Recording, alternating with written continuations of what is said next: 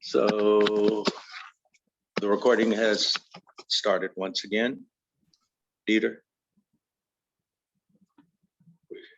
That's correct. It's being recorded. All right. Let's start off with quick introductions. Martin Futrell. I am one of the co-chairs of the Continuum of Care Board Advisory Committee for the KCRHA. And I'll pass it to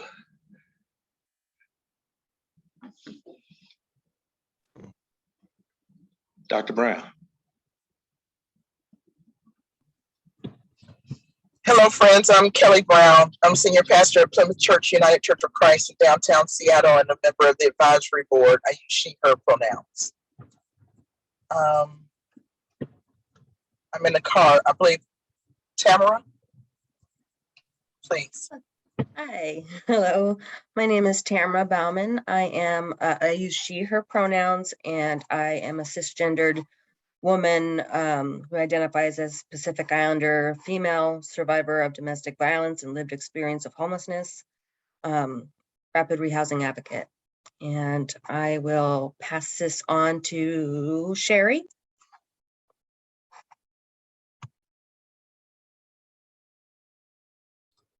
Hello, sorry, my camera still doesn't work yet. So, but I am Sherry, she, her pronouns, King County Emergency Family Shelter Intake Line Manager, as well as lived experience and committee on the Rising Board as well.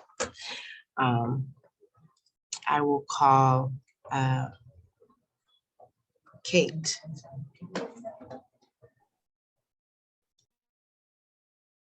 Hi, this is Kate Speltz. I'm with King County's Department of Community and Human Services.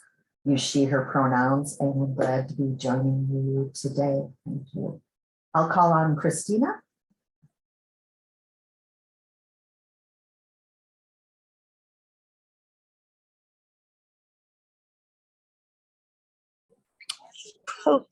Hello, I'm Christina, and I'm at the University of Washington, and I am a vehicular unhoused individual.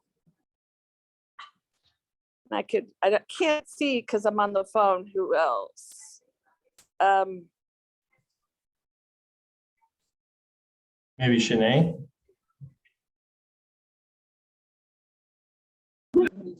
Shanae Colston, live life experience, peer counselor.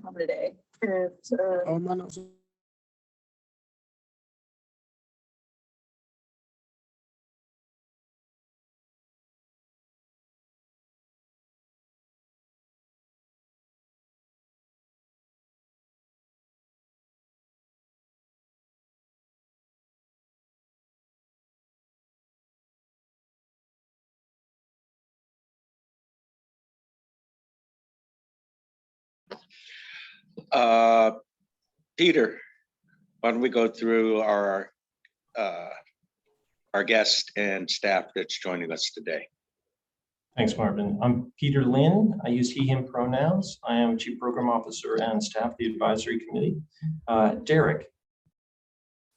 Hey everybody, Derek Wentworth, he, him pronouns. I'm white, actually here in Seattle, so it's exciting to be talking to the Continuum of Care in my community because I get to spend a lot of time talking to continuums of care all across the country. So I'm excited to be here with you today.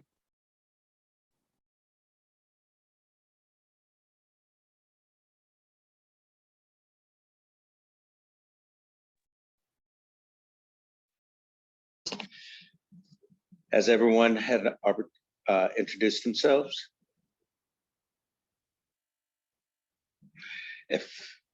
Hey everybody, this is Ben Mix, he, him. I'm sorry I joined a couple minutes late. Good to see you, Ben.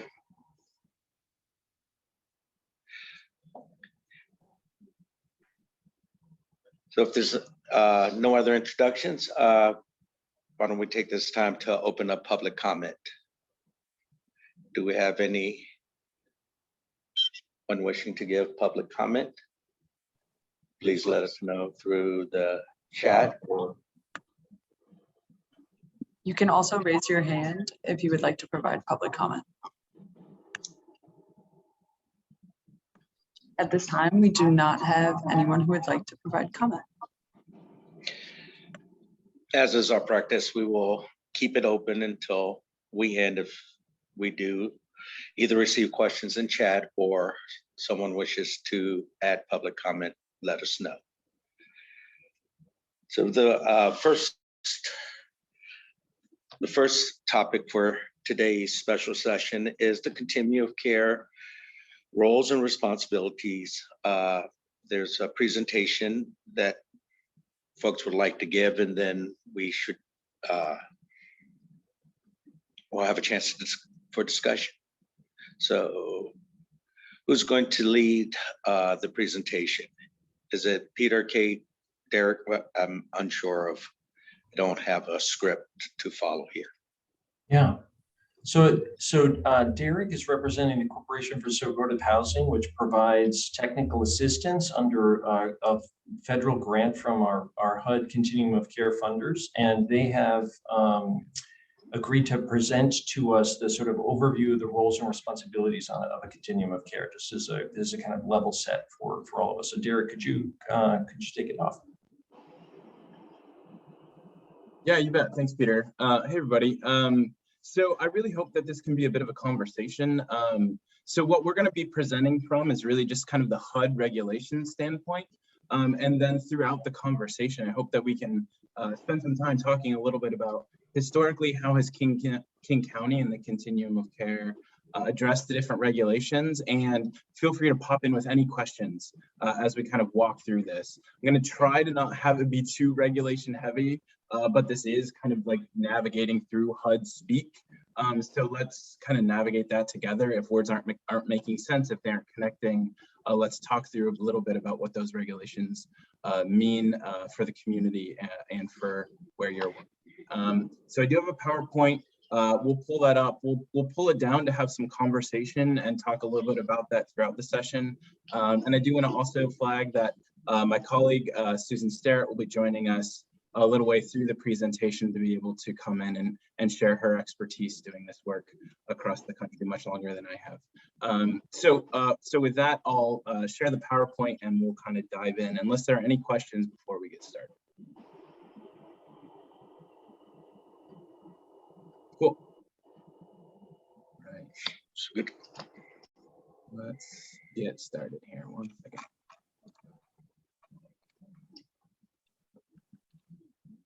Okay.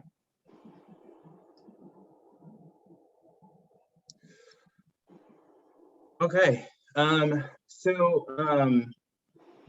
We're going to talk a little bit about kind of 3 different areas of the continuum of care work, right? We're going to talk in general about the continuum of care responsibilities, and then we're going to spend most of our time talking about what are the responsibilities and roles of the COC board, and then what happens within the COC operations. And that's really when we start getting into the minutia of what it takes to operate a continuum of care, right?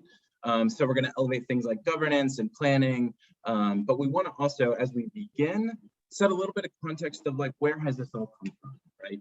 So as a bit of background, Congress passed the HERTH Act, which is statute, back in May of 2009. And then from that, there was a Continuum of Care Program interim rule, which is still actually the rule that we look back to, and a lot of the regulations that we pull from and we're going to talk through come from the interim rule that was established in 2012. So with that then, there were a number of different releases and notices that have come on and kind of built onto that interim rule. Prioritization of chronically homeless individuals, explanation and kind of expansion on the definitions of homelessness. There was the notice around coordinated entry, and then the Violence Against Women's Act notice, as well as the mobility, right? So all of these different things that were added on and build on top of the Continuum of Care interim rule that kind of navigate the regulations and kind of plot the path forward for continuums of care all across the country. There are also ways that you can dig into kind of FAQs, which are documents that HUD responds to in a formal nature, that can give you responses to navigate all of the different complexities of what it means to kind of get your continuum of care moving forward. One of the biggest things that you as a board and as the community navigates is the Continuum of Care Notice of Funding Opportunity, or the NOFO. And we'll talk a little bit about some of that as we move forward. But this is just a little bit of the history kind of behind the environment within a continuum of care operates, and within which every continuum of care navigates across the country. So we just wanted to elevate also just a couple of different, just some definitions that come up regularly when we talk about continuum of care. So you might hear folks refer to SNAPs. And this is really the office within HUD that oversees the continuum of care funding, right? So there's a specific group of people within the broad, huge umbrella of HUD that really focus in on continuum of care. And then, you know, we want to also be specific that this is a federal funding source, right? You have an annual process that you go through to navigate the resources that come down for your continuum of care. And then you have a local competition that then goes in to draw down those resources. And so then there's within that, there's a body of local stakeholders that are responsible for just kind of operating and moving their community homeless response system forward. And those are all going to be connected to the continuum of care. So there's a lot of just context and language that fits into the regulations around how HUD talks about continuum of care and the different backgrounds within which all of the amazing work that you all are doing kind of fits within. So I'll pause there. Any questions about just like context, history, and please, Kate, you're probably more of an expert on this than I am. Jump in if there's anything, Peter, if there's anything locally that you would like to overlay, but we'll keep moving. So we'll talk generally about kind of the COC responsibilities, right? So very specifically, a continuum of care is meant to set up and serve specific geographic areas. So for you, that is the county of King County. And so you have to, each continuum of care has a responsibility to operate and kind of take designation over a specific geographic area, and then establish a board to act on its behalf, right? And so that's you all on this call. Then there are a lot of specifics around what it means to operate the continuum of care, what it means to kind of put your NOFO out, get your funding in, run your local competition, all of the different requirements that we'll get to in much more detail in a little bit. You also have two other big responsibilities. One of them is to designate and operate a homeless management information system, or HMIS. And then finally, continuing to carry out COC planning activities. And we'll talk a little bit about what HUD means by that. And again, I want to start, and you'll hear me say this a lot, this is HUD's bare minimum expectations. A lot of continuums of care build on and do much more expansive work than the limitations or the kind of what HUD is going to call thresholds or basic expectations of operations for communities. But these are some of the basics that HUD expects every community that draws down continuum of care resources. So keeping the money going, right? So the continuum of care has a process that goes through every year when HUD opens up their notification for funding opportunity, right? So you've got your continuum of care application. Within that, though, there is a lot of focus as you think about what are your funding priorities, right? So we talked a little bit about how HUD a number of years ago elevated the prioritization of focusing on people who are experiencing chronic homelessness, right? But that does not mean that a community can't prioritize other populations or other efforts, right? And so HUD is just asking you to be specific about what those are and create justification and rationale behind those. And so within every application process, you think about your funding priorities, and every community can kind of walk through that. And then finally, we have the reallocation process. So that is really saying, okay, you have funds that come down and you're awarded through the notification of funding opportunity process, But then maybe you have somebody that's not quite an organization or an entity that's not quite living up to the expectations that you put in place when that application went in, and you have the ability to reallocate those dollars to different partners to accomplish the same goal that was outlined in your application, but it just means you have a different partner, right? So thinking about that is a really critical tool in your toolkit as you think about accomplishing all of the objectives that you have set out as a continuum of care. So I do want to pause there and maybe call in Kate. I don't want to put you on the spot, but I know King County has put in funding priorities in the past. I didn't know if you wanted to elevate any specifics about King County at this moment, or if we wanted to pause for later. I'll give that up to you.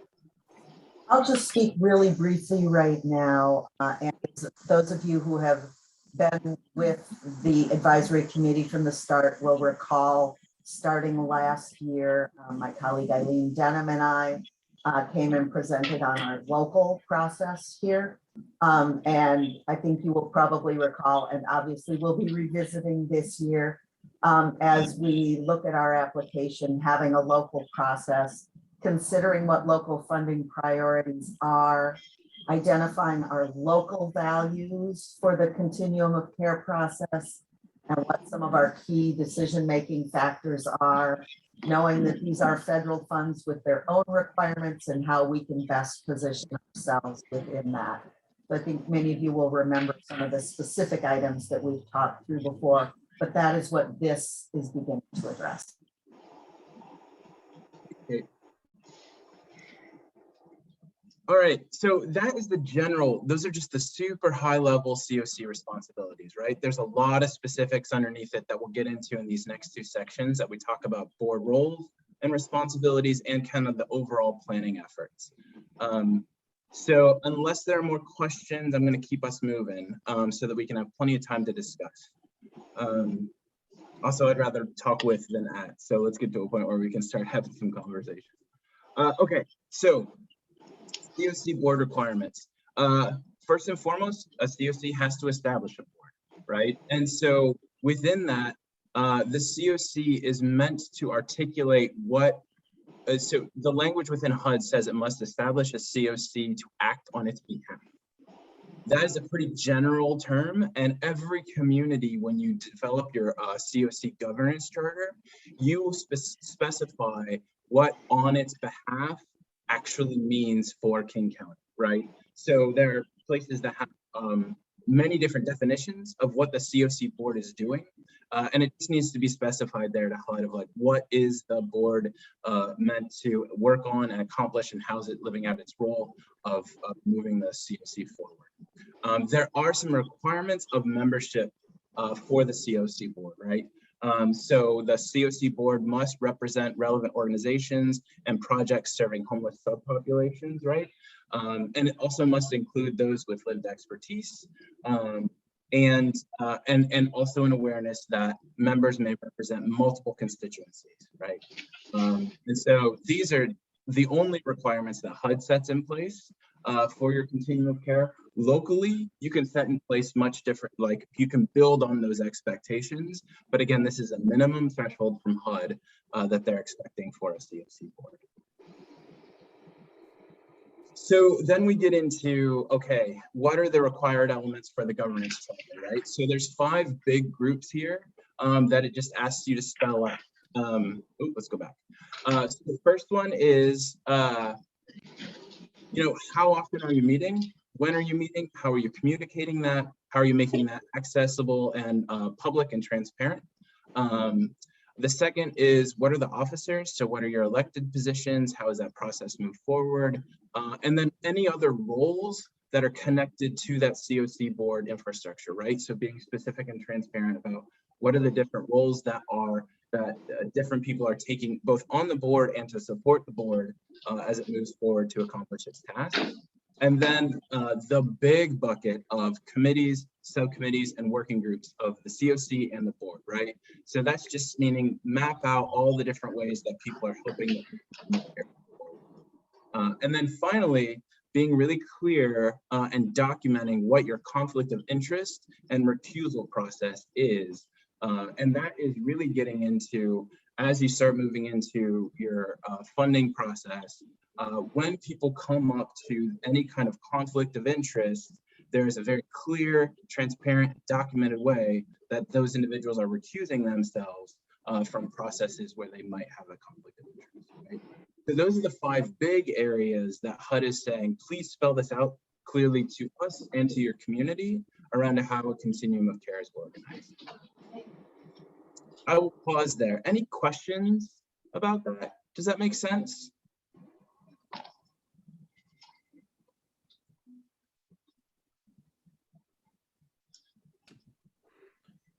I have one question. Are we going to have access to the PowerPoint? Yeah, absolutely. Okay. We actually have a longer one that has a lot more detailed information, some examples and things like that that we'll pass on after the presentation. Okay, thank you. It's a lot to capture, so. It is a lot, right? And so I do want to try and pause and like, let's talk through if there are things where it feels like we're talking through things too quickly or it's not making sense, or if there are places where you just want to think about what does that mean locally in King County? How are you living out those expectations? Let's talk through some of that. But it is a lot. Okay, so within this, we want to talk a little bit about how the King County Regional Homeless Authority has a much broader responsibility than simply your continuum of care dollars, right? So what we're talking about here is just your COC funds and just the regulations that HUD has in place. We also want to remember that there is a much broader effort in place around planning to address homelessness that is outside of the government funding, right? It's outside of the HUD dollars. And so a lot of the complications come into how to plan and overlay all of this work connected to other funding sources, other partnerships, and that's where we get into some of the planning efforts, right?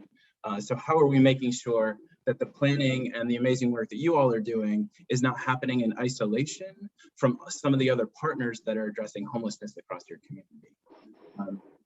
So as we get into that, there are a number of things that HUD asks Continuum of Cares to pay attention to, right? So again, this is going to be a lot. We'll read through it, we'll pause and just take a second to look at the screen because each of these are big buckets of work that are a lot of effort, right? So the first expectation that HUD has as you think about planning is that your community is serving the most vulnerable by prioritizing housing and services. It's a really, really broad statement, right? And so defining vulnerability and defining prioritization and how people get into services is a huge, wide definition. And the HUD gives every community the leeway to say, how are you both defining vulnerability and also prioritizing individuals, right? So that gets a bit back to what Kate was raising around some of the presentations that her and Eileen have raised to your community, to your board in the past. And I'm sure they're going to come back and talk about that for what it means moving forward, right? So HUD just asks you, be really clear. How are you focusing in on that work? The other one, and this is a huge effort, is to constantly improve data collection and use data to measure system level performance, right? So again, we talked about supporting your homeless management information system. That's a requirement for every continuum of care. HUD then also asks, and we'll get into some of the specifics in a little bit around the ways that HUD really focuses in on data usage. But simply put, to constantly think about how you improve that data collection and then to use data to inform both the decisions that you're making and also track your system level performance, not just at a program level or an organization level, but at a system. How are you performing? So another expectation from HUD is to lower barriers to housing by adopting housing first principles. And there's a lot of language that HUD has around what housing first means. And then there's a lot that is to then live that out and support each and every organization that receives continuum of care funding to live into those expectations and principles, right? I know all of us on this call will say that might sound simple and is incredibly complicated, but first and foremost, the continuum of care needs to articulate what that means. What does what does housing first mean in King County? And how are you living that out in your programs? So another expectation, we talked about this a second ago, but it is that as you all are stewarding the dollars from HUD, how are you using the reallocation process to eliminate projects or to move funding to projects that are performing at a higher rate, or bringing in partners that accomplish things that current partners are not able to, right? And so again, this is a tool as your continuum of care moves forward to say, our hope is that you're accomplishing X and you're not getting there. And so hopefully this is, after multiple conversations and partnership and working to support individuals, that reallocation is really going to need to be the path forward. And then what does that mean to move funding to make sure that it's prioritized towards people to accomplish the expectations that are set out in your application to HUD. And then a big one in here is partnering with systems across your community that are not necessarily funded from this section of HUD, right? So again, when we say public housing authorities, they actually do receive funding from HUD, but it's not through the continuum of care process and SNEPs, it's through a different department of HUD. And so it's saying there's an expectation that there's a partnership there. So PHAs, public housing authorities, they're going to have their plans. How are you aligning with that as a continuum of care and partnering with them? And then how are you thinking about other providers in the community that are not receiving federal, that might get federal funds from a different department outside of HUD, or might have a different system approach? We have an example of youth providers, but you could go through your partners around your kind of diverse network of supports that make up the system that are accompanying people as they move towards housing stability, right? So HUD's expectation is on a very broad level. How are you outlining that collaboration? How are you making it transparent, how you're partnering, how you're talking, how you're communicating? And so that again is complex, and as a community as big as King County, there are a lot of different partners to connect with. And so HUD just wants you to be as transparent as possible around your goals and your rules of collaboration at both a board level and then planning down through the rest of your continuum. And then finally, let's talk about coordinated entry. HUD is really focused in on constant improvement about the efficiency and effectiveness of coordinated entry systems, right? So how are you tracking how your coordinated entry system is doing right now, and how are you plotting to constantly improve that? And so within that, I know years ago, I was part of the coordinated entry process in King County and working to partner with that. I know there's been a lot of work that's happened in the last 6 years since I left. And so what does that look like? How are you measuring? How are you tracking all of the amazing progress that you've put in place, right? So at a very high level, from continuum of care planning, I want to read through these 6 bullets again, and then we'll go into kind of a different matrix that outlines some of the examples that we elevate. So prioritize. Before we move forward, yeah. Can I ask a quick question? Of course. So while it is broad, it's a broad overview or broad strokes. Where lies in the options for the Continuum of Care Board, say ours, where we identify where what is structurally being asked not reflective of what our community needs? How do we get that change started or that process rolling? What are the options for the board? Yeah, I think it's a great question, Marvin. And I think that's a lot of the conversation that I hope we get into today, because I think the options are big and broad, to be frank, right? From where you're prioritizing your services in your system, how you're changing and evolving your coordinated entry system and process, what's the process through which you are doing reallocation, right? So we'll talk about how you're tracking performance and putting that in place. How are you prioritizing different partnerships? How are you focusing in on that work? You know, I think there's a lot of different ways, Marvin, to focus in on what that change might look like. And I really hope that that can be some of the conversation as we think about, okay, so we've heard the foundation from HUD. Now, where do you want to focus as a board, right? Where do you really feel like that you need to be focusing as the body that's stewarding this continuum of care? But I think that's the question to really be focused in on. Thank you. Yeah, of course. Okay, so here's a different matrix that gives you a little bit of some of the steps that might be underneath some of those different expectations with HUD, right? Oh, sorry, timer's on. So I want to read through a handful of these and just think about what we've heard in different communities. And I also want to overlay that right now with COVID response and the different resources that have come in, there's a different level of infusion of resources for different partners that make partnership both crucial and complicated, right? I want to talk a little bit about in the system coordination piece, when we talk about housing and service system, right? That is all of your partners that are receiving federal funds and that you've pulled in to your homeless management information system and are connected to your overall plan to address and end homelessness. When we look at the bucket of funding over here that says ESG coordination, that is emergency solutions grants. That is the main vehicle through which the federal government has actually drove COVID resources recently.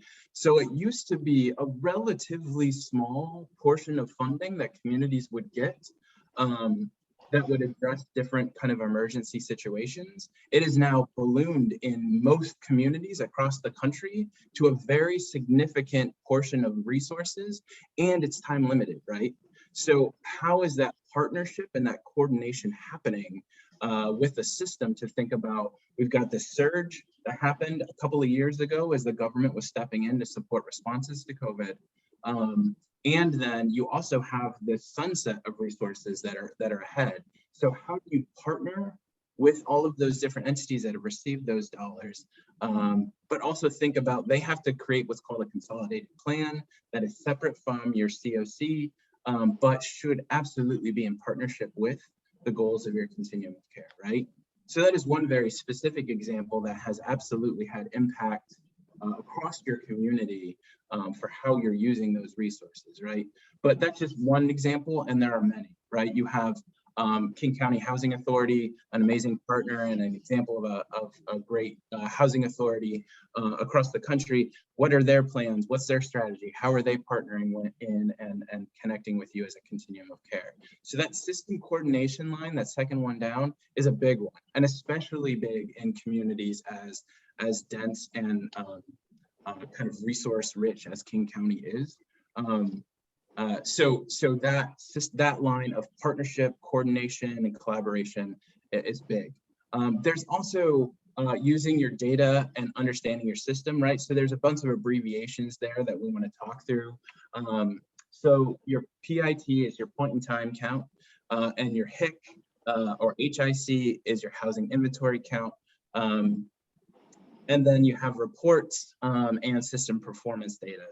That is all the information that gets pulled out and is connected to your homeless management information system. And that is a bit of not the complete report part, but that is a lot of the information that HUD gets back around performance levels and how your continuum of care is doing, right?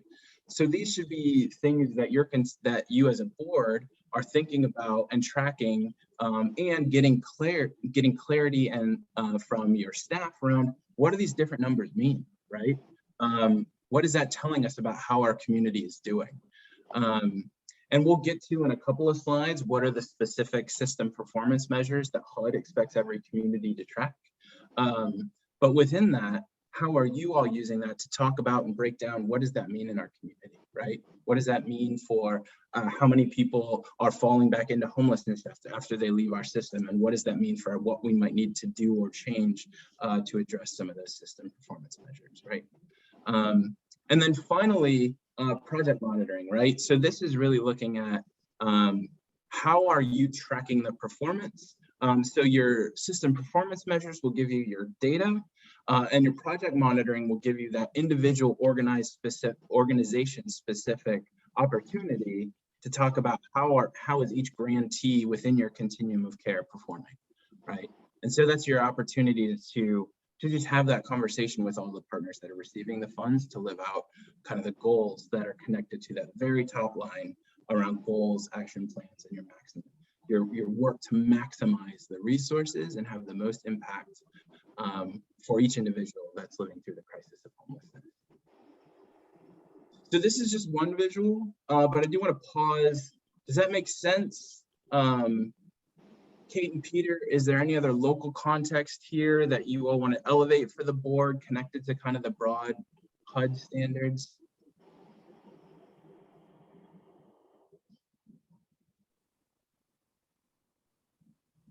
All right, we'll keep moving.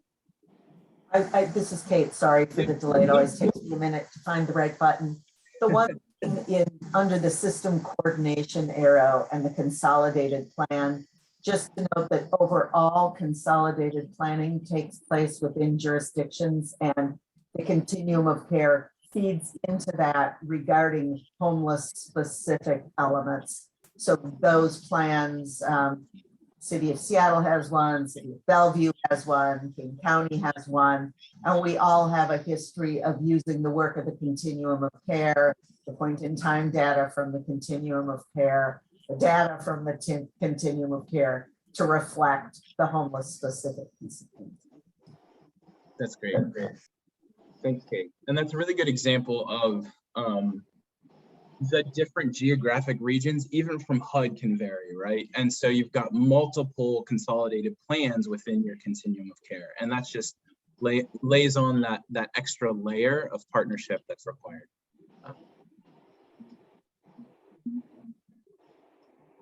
All right, we'll keep moving. So I want to actually elevate a little bit as you've heard this, and kind of, Marvin, come back to your question about where should or where does the board really want to focus the time. And I think this is a chance to ask more questions, like what did some of those around those planning efforts mean? What are some of the roles and responsibilities that don't quite make sense yet? And what pops up to you? Yeah, would love to turn the mic over to the board members and say, like, what are some of the things that you feel like you want to take ownership of or have questions about? Yeah, Tamara. Yeah, I am curious about how we might be able to influence like HUD's benchmarks. I work in rapid rehousing, and the idea of trying to get a family housed within 30 days and graduated from our program within 3 to 6 months is not realistic in King County. I mean, it does happen. It's not impossible, but it's rare. And so like I can see some programs getting dinged for not getting to that point or not meeting the minimum, bare minimum. I just wonder if there's a way to influence some leniency or flexibility on that particular benchmark or other benchmarks for other programs. How can we engage HUD to kind of push back on that a little bit? Yeah, I think it's a great question, because for me, it opens up what I hear you getting at, Tamara, is just having more clarity and conversation with the entities that are developing like the goals at HUD, right? And having that in partnership with community.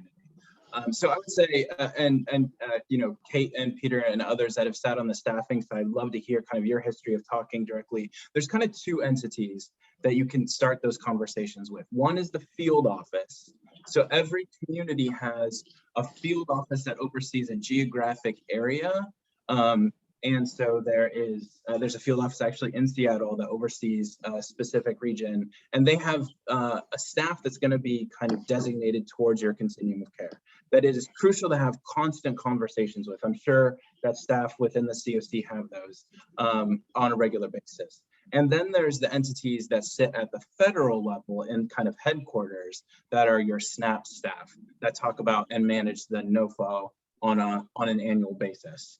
And so I think conversations at both levels are critical to talk about both what's the work you're doing to, as aggressively as possible, get people rehoused. I know none of us want someone to be living unsheltered if there's an opportunity to get under a roof. And what are the real challenges that these benchmarks are creating for your community, and have that dialogue, right? I think that that's important.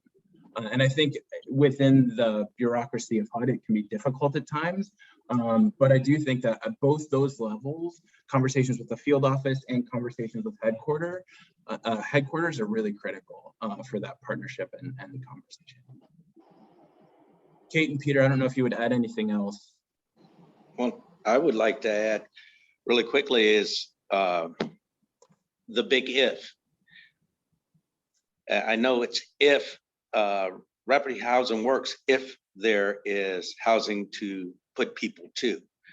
I want to narrow that question just a bit. When we clearly know there's not enough housing for folks, you know, rapid housing score would be dropping. What's needed is a change in the way that that is actually applied. And how do those systemic changes take place so that the expectation is more, reflects more of the reality that many of the continuum of cares around the country are facing? Yeah, I was able to, you're raising a really crucial part on housing availability that, yeah.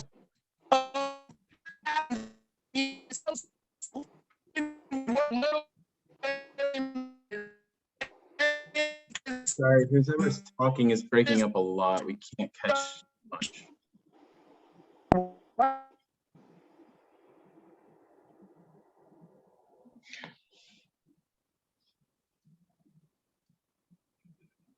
Someone was trying to speak.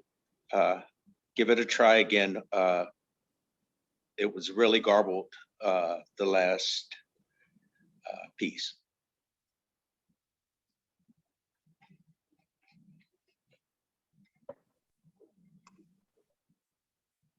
While we wait for someone to come in, Marvin, I think you're raising a really critical point around housing availability. And every community is wrestling with this around how are you increasing your stock of housing in a time where housing prices continue to escalate, right? And so, you know, there's been a number of really great conversations on rapid rehousing at a federal level from different communities and how they're addressing this that we can send you some links to. That is not going to address, it's not going to change it, but it does give you a window into how some of the different communities are wrestling with that. And so while I can't give you any kind of solution, there's nothing we can say, like there's no solution out there for an incredibly tight and difficult housing market. It is encouraging to see communities that are wrestling with markets that are equally as difficult as King County, and what are some of the different things they're trying. And one of the things that they've been excited about solutions working. But yeah, you're right, Marvin, the housing stock and the housing market is incredibly difficult and makes the work that much more challenging. I also think that the competitive nature of federal dollars and funding play into these expectations being where community of cares are supposed to go versus having an opportunity to enact actual change to address the growing problem of homelessness in many communities. That could be just a statement. Question I have is that, do you know of spaces where other boards are coming together to share promising practices, but join together to really work on system change and policy changes? So I'm wondering if you know, or if there is an opportunity to support the gathering with other boards to learn about a joint effort to work on some of these policies. Yeah, I think it's a wonderful question. There are a couple of different spaces that I know of that it's honestly going to probably be best that we send you some links afterwards of like, here's where you can find out a little bit more information. But you know, I don't know if there's anything on a local level, Kate or Peter, that you've talked with other continuums of care.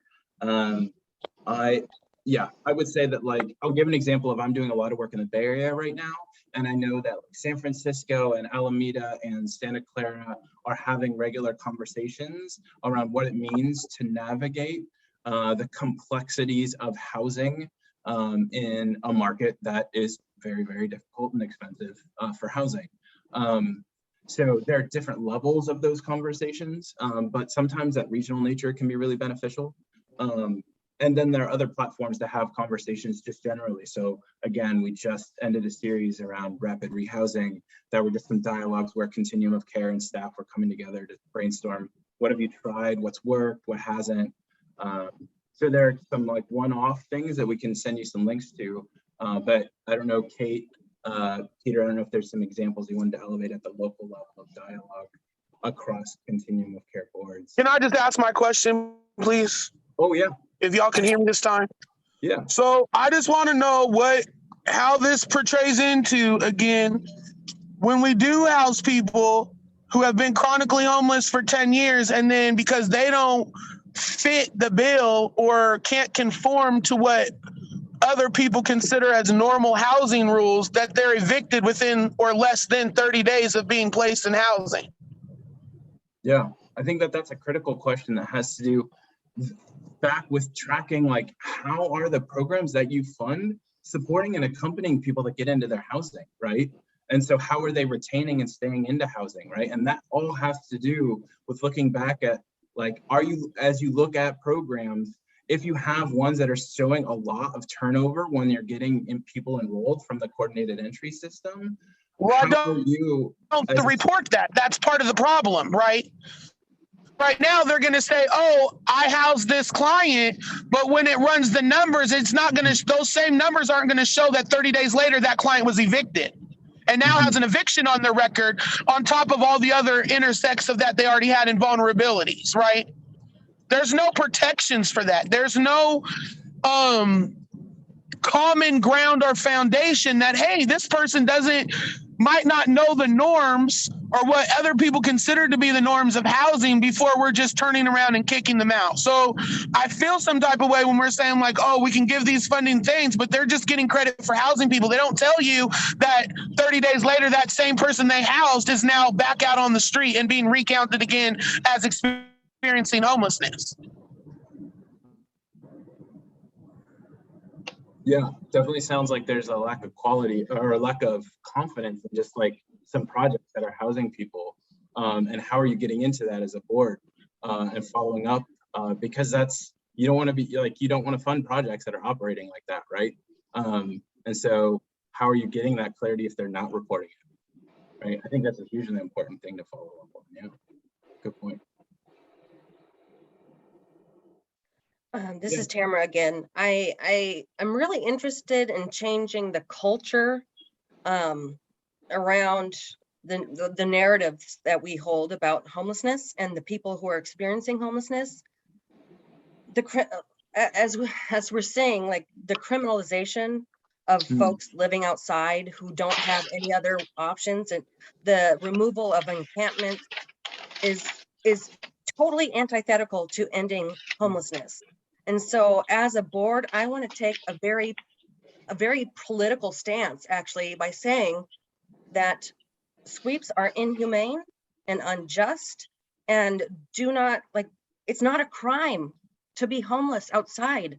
So stop destroying people's belongings. Stop like putting people in jail because they're sleeping on the corner. Do you think that's what they want to do? No. So adjust your policy